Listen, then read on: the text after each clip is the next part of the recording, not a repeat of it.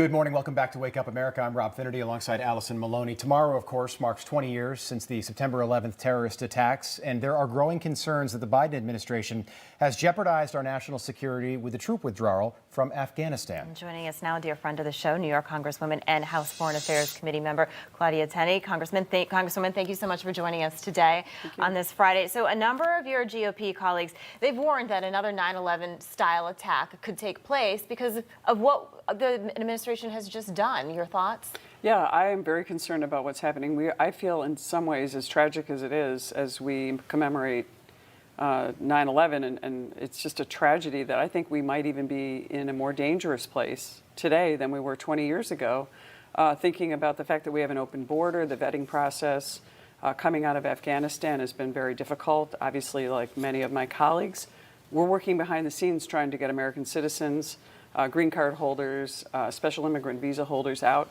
But, you know, mixed within those people are some that are not vetting, and they're not being vetted. And I've even heard from some of the people that have been on some of those transports out of Kabul that there have been suspicious people on the plane. Right. So I've heard that anecdotally. And those stories will come out more and more as these folks come back to the U.S. It's going to continue to get worse as we hear more and more. And the Biden administration wants to talk about vaccines now. Yeah, of course. They don't want to talk about the tragedy news and cycle. the disaster. We're not going to do that. We are not going to do that. And there are still Americans behind enemy lines. We've talked about this on the show. There are still 6 planes at Mazar al-Sharif Airport in northern Afghanistan. We don't know how many Americans had the opportunity to get on those planes. But Jen Psaki characterized the Taliban as businesslike and professional, and we are getting reports about extremely aggressive behavior by the Taliban on journalists, on women. We've got 15 million women that basically have been condemned by the Biden administration now in Afghanistan. What do you make of this? Boy, I could tell you a really heart-wrenching story that I heard on a call, official call with Congress members and our Joint Chief Chair, our Secretary of State,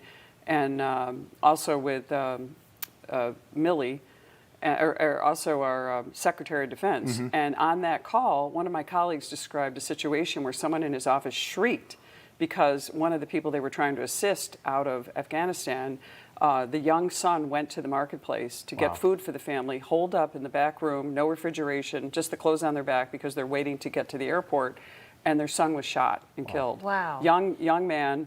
By the Taliban. They think the Taliban. They're not absolutely sure. It's this not is confirmed. the new Taliban, right? This is the new Taliban. Or it's ISIS-K. They're professional. Right? Yeah, they're professional and businesslike. And this little boy was murdered and this family's still waiting, as far as I know, to get out. And the answer from Secretary Blinken was, "I'm deeply sorry, but we have a backlog." And there was a backlog in the prior administration. I mean, Yeah. this is what we didn't have to move out on August 31st. This is an arbitrary date set by Joe Biden because he wants to do a victory lap tomorrow on this tragic day. And this is just unacceptable. We have a mission to get people out. Joe Biden has said, our mission is to get people out of Afghanistan, American citizens. What's happened? It breaks my heart. Broken promises there.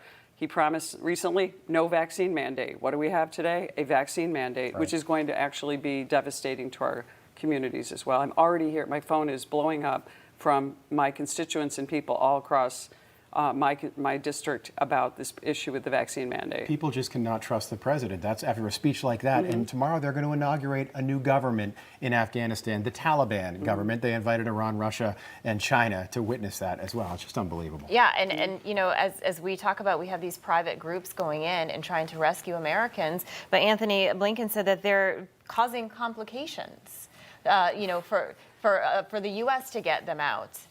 I'll give you another complication. A family that we've been trying to help, a family of 7. They have, the American citizen in this family is a 2-year-old. Our Secretary of State, and as we've received an official communication from them that says, don't expect, you know, to get out of Afghanistan by relying on the United States. First of all, number one. Wow. Direct contrary to what the president's saying. Secondly, only one parent can accompany that American citizen home. Who do you choose in a family of 7? The mother, the father? Do you leave the mother in a country where the Taliban is a terrorist organization that condemns women and is violent toward women, or do you bring the father and leave the rest of the children behind? Yeah. This is the Hobson choice that the administration is giving, all while complaining, well, this was, you know, Trump's fault. And it didn't have to be this way. It did absolutely not have to be this way. Congresswoman, you have a son who's a Marine. Yes. You represent the state of New York in Congress. Tomorrow is a very solemn day, but a very important day in American history. What does this mean to you? You know, this is a very sad day. I remember, I'll never forget 9/11. I'm a little older than you are, but No. it was a scary day.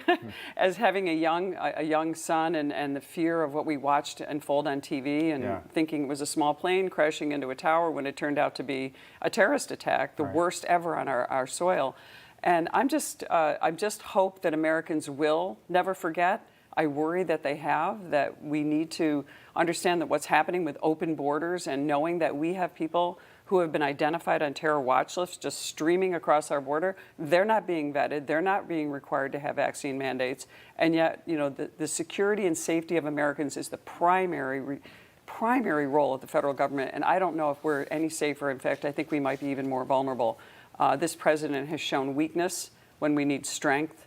He's not comforting when we need a comforting president, and I think it's really a sad state of affairs right now. I hate to have to say that, but well, we need people like you to speak out and say this and let the American public know what is happening. Congressman Tenney, we thank you for coming on, and we thank your son for his service. Thank you so much. It's been an honor to be part of your family. Yeah, we'll continue to come in anytime. It's always a pleasure having you on. We appreciate it, Congresswoman.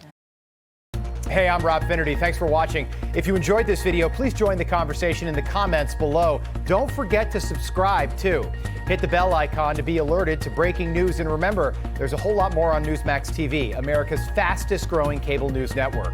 Newsmax TV, where real news for real people.